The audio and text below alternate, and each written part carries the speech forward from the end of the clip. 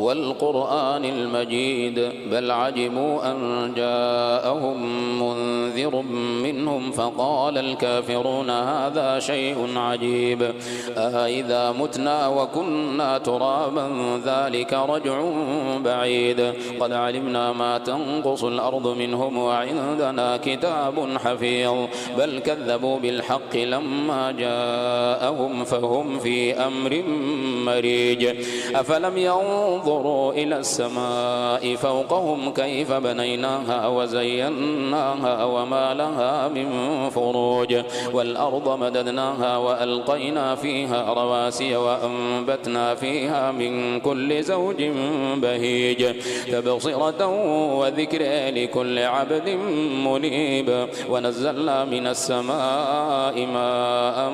مباركا فأنبتنا به جنات وحب الحصيد والنخل باسقات لها طلع نضيد رزقا للعباد وأحيينا به بلدة ميتا كذلك الخروج كذبت قبلهم قوم نوح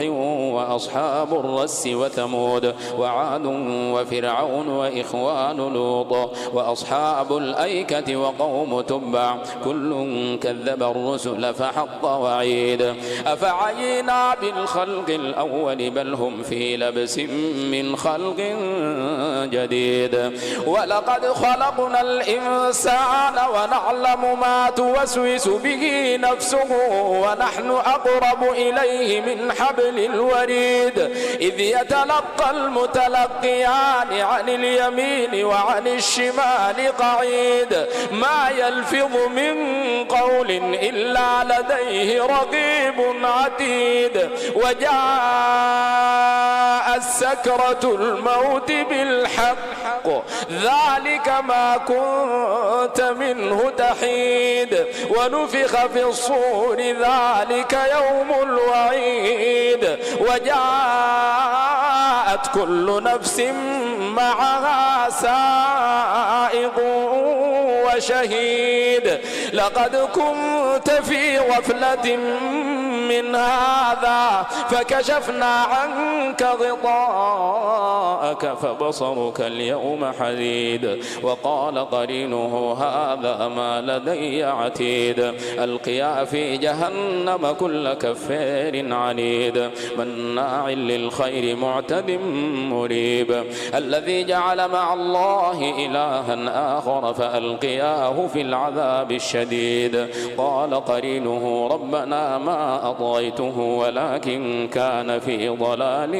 بعيد قال لا تختصموا لدي وقد قدمت إليكم بالوعيد ما يبدل القول لدي وما أنا بظلام للعبيد يوم نقول لجهنم هل امتلأت وتقول هل من مزيد وأزلفت الجنة للمتقين غير بعيد هذا ما توعدون لكل أواب حفيظ من خشي الرحمن بالغيب وجاء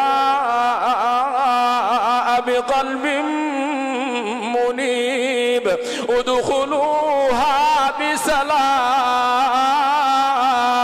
ذلك يوم الخلود لهم ما يشاءون